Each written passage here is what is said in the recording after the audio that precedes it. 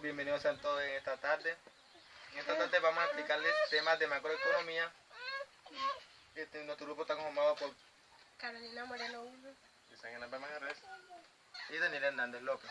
Bueno, esta actividad se hace bajo el curso de macroeconomía del programa de Administración y Finanzas y Negocios Internacionales de la Universidad de Córdoba.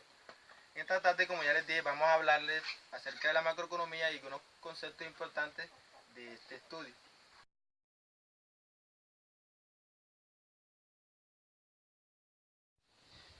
Como se estuvo hablando anteriormente, nosotros vamos a ponerle los temas, los componentes de la macroeconomía, o sea, qué en sí estudia la macroeconomía. Pero primero, quiero dejarles claro qué es la macroeconomía. ¿Alguno de ustedes ha escuchado qué es la macroeconomía? No, yo no. Bueno, la macroeconomía es el estudio de la economía en su conjunto, o sea, el estudio de la economía tanto de las familias como de las empresas en general. Se podría decir que la macroeconomía estudia globalmente.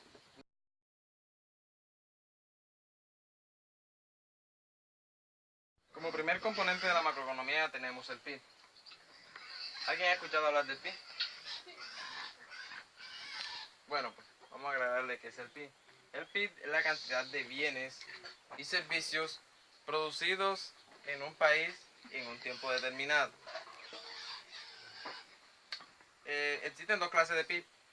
Por un lado tenemos el PIB real, en el cual intervienen los precios constantes, o sea, los precios que nunca varían. Y por el otro lado tenemos el PIB nominal. El PIB nominal es donde intervienen los precios que no varían.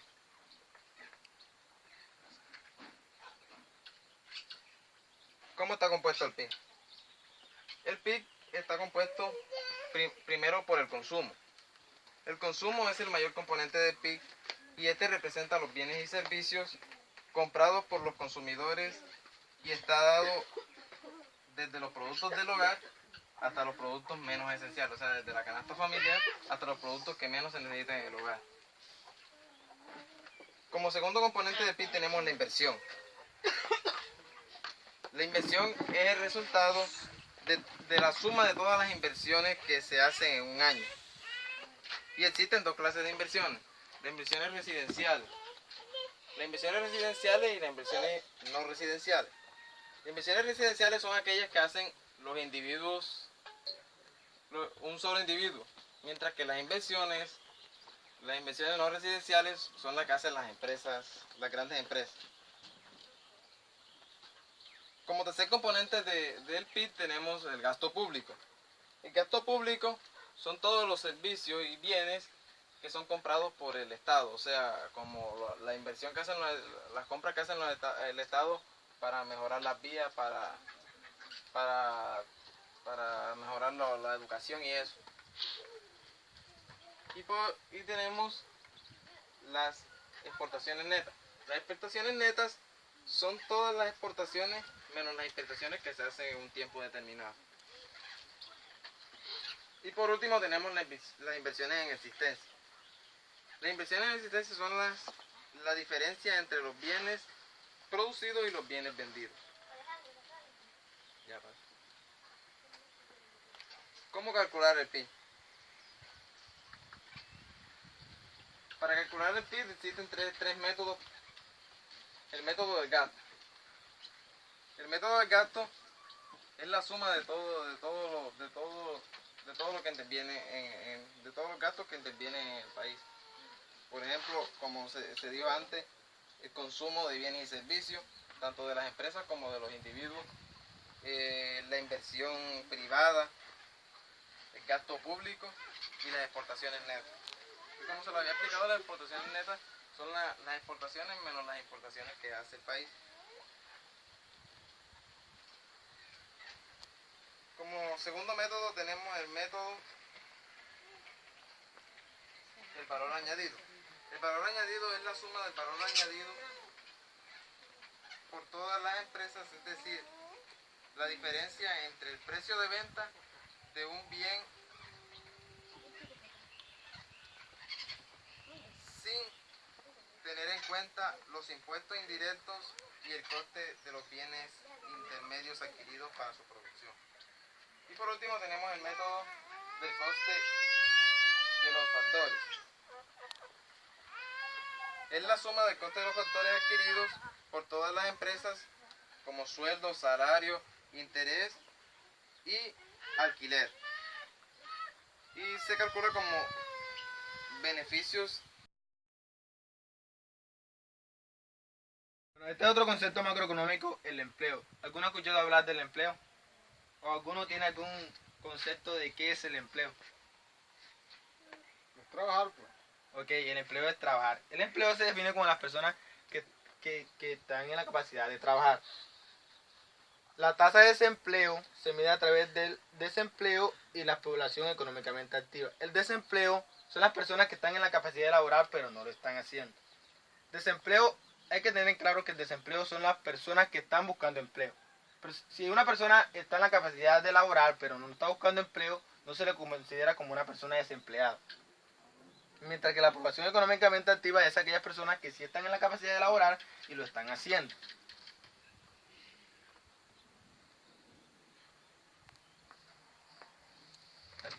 Vamos a hablar de inflación. Este es un tema muy importante que creo que todos debemos manejar. ¿Qué es la inflación? La inflación es el aumento acelerado y sustancial de los precios de una economía. ¿Qué quiere decir esto? El aumento, por ejemplo, del arroz, el aumento de la papa, el aumento del azúcar, el aumento de todos los precios de nuestra economía. Entonces, ¿por qué se produce la inflación? La inflación se produce por un aumento en la demanda. Vemos que cuando entre más nosotros compramos, más sube el precio de los productos, ¿cierto? Entonces eso causa inflación. Si vemos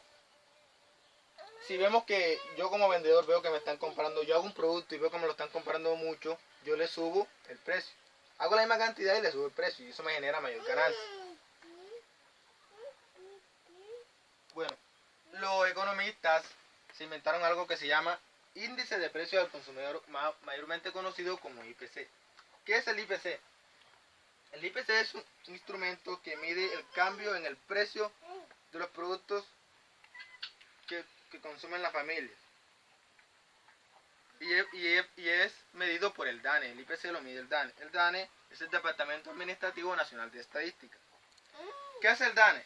El DANE es un grupo de productos fundamentales en la economía de las familias, como lo son la carne, el arroz, los servicios, y el arriendo.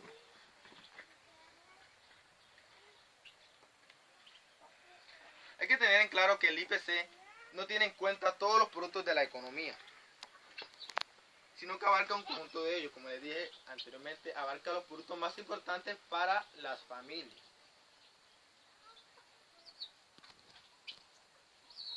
¿Qué problemas trae la inflación? Bueno, la inflación, el problema que trae la inflación es que perdemos capacidad adquisitiva. ¿Qué es capacidad adquisitiva? Capacidad adquisitiva es lo que yo puedo comprar con lo que me entra, con el dinero que yo gano con mi trabajo. Eso es lo que yo puedo, se denomina capacidad adquisitiva. Entonces, si el aumento de los precios es muy alto y yo recibo una cantidad de un salario mínimo mensual vigente, mensual, ya no me va a alcanzar para lo que yo compraba antes, ¿cierto? Ya no me va a alcanzar para pagar el arriendo, ya no me va a alcanzar para pagar los servicios públicos, ya no me va a alcanzar para el gasto de los niños, no me va a alcanzar para comprar la comida, no me va a alcanzar para eso. ¿Por qué? Porque el precio de los productos ha aumentado. Si antes yo hacía un mercado de 200.000 pesos y con eso comía 15 días, ya no vas a poder comer 15 días, ya vas a poder comer 10 días. ¿Por qué? Porque adquiriste menos productos por la misma cantidad de dinero. Entonces, esto es uno de los grandes problemas que trae la inflación, que perdemos capacidad adquisitiva. También existen otros conceptos como la hiperinflación, que es el aumento pero muy exagerado de los precios. Y otro concepto, deflación, que es un aumento, que es una disminución de los precios.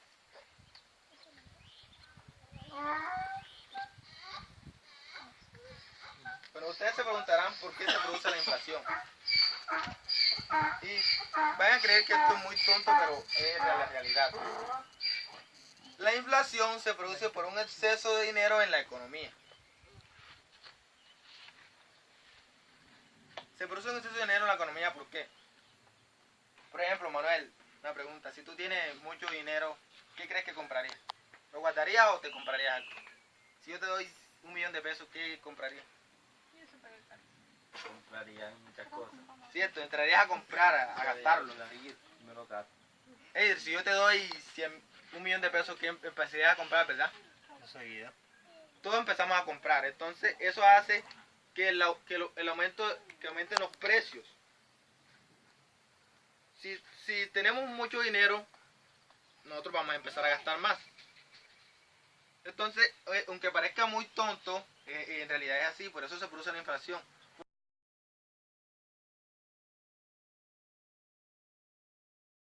Bueno, yo les voy a explicar sobre otro concepto macroeconómico que es la política fiscal. ¿Qué es la política fiscal?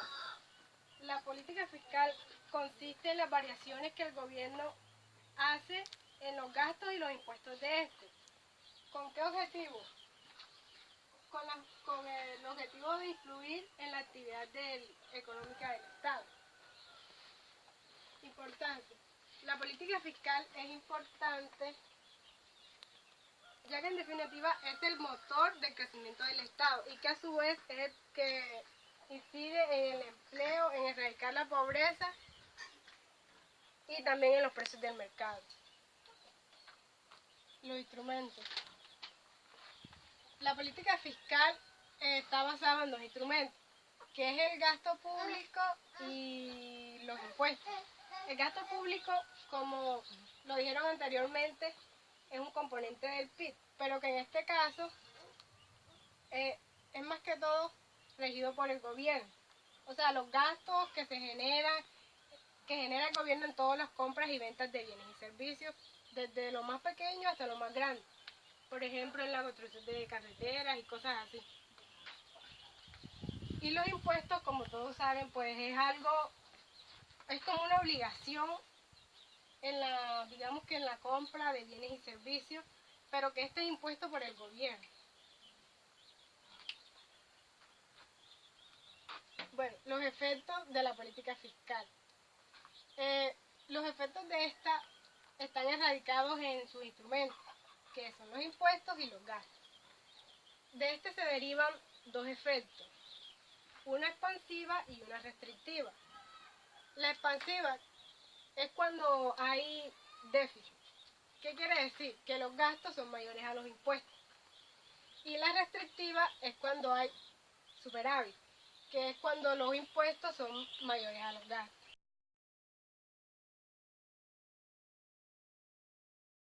La encargada digamos que el manejo de la economía, la estabilización, de aumentar o disminuir en cuanto a la época o como esté la economía en el momento. Pues acá en Colombia el Banco Central se conoce como Banco de la República, creado el 20 de julio de 1923.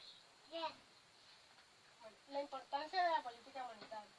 La política monetaria es muy importante, ya que tiene la responsabilidad, como le dije anteriormente, de la estabilidad de la economía, ya sea aumentar o disminuir, como no sea. Y en cuanto a los efectos, la política monetaria básicamente gira sobre dos cuestiones fundamentales, que es la cantidad de dinero en circulación y el precio del dinero en el momento. De ahí se generan dos políticas monetarias, que es, al igual que la anterior, la expansiva y la restrictiva. La expansiva es al igual que allá, que cuando se presta mayor cantidad de dinero. ¿Qué quiere decir eso? No es que la política monetaria preste el dinero, no. Es los bancos, el Banco Central, el de acá de Colombia. Presta más dinero, se baja el tipo de interés. El tipo de interés es, digamos que el recaudo que cobran los bancos por la prestación del líquido. O o sea, el dinero. Y al aumentar el interés, disminuye el coeficiente de caja. Bueno, eso se explicará acá después en los instrumentos de la política monetaria. Y esto crea en sí un aumento en la oferta monetaria. ¿Qué es la oferta monetaria? ¿Alguien sabe? Nadie la ha escuchado, oferta como tal, oferta sola. Bueno, más o menos tienen idea. Oferta monetaria en este caso es la liquidez que el banco tiene en capacidad de ofrecer a las personas, el dinero. Bueno, al aumentar el impuesto aumentaría tal liquidez. Perdón, a disminuir. Y así entonces, gracias al bajo de esos intereses, las personas y las empresas tendrían más oportunidades de obtener créditos en los bancos, ya sea las empresas para producir más de acuerdo a la actividad económica que tenga, o las personas como tal en empresas privadas. Y en cuanto a las restrictivas, otra cosa, también en la expansiva, todo eso que le dije anteriormente ocasiona una demanda, aumento de la demanda agregada.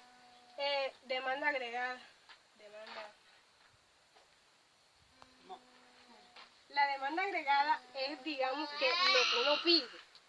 Entonces, como disminuyen los intereses, esa demanda aumenta. O sea, las solicitudes de préstamos son mayores por parte de las personas y las empresas. Y el aumento de esa demanda también ocasiona en sí un aumento en la producción. ¿Qué quiere decir?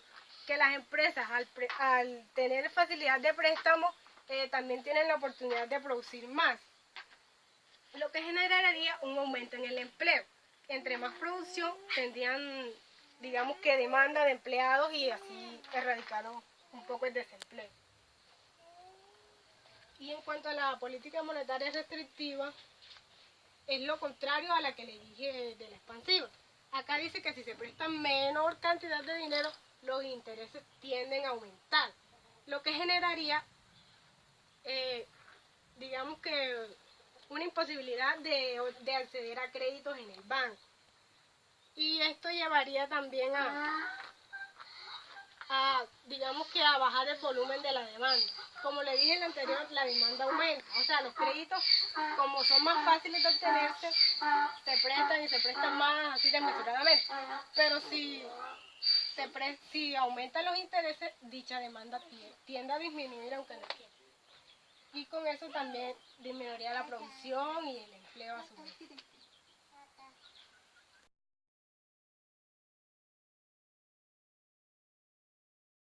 Bueno, ahora vamos a aplicarle en forma de una pequeña encuesta, a ver qué tanto entendieron ustedes de lo que se le acabó de hablar. Entonces les voy a repetir estas hojas por acá.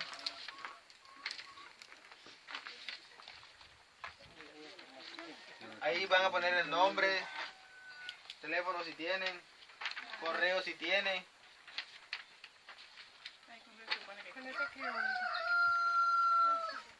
Necesito confirmarme. Ya, Isa, déjame.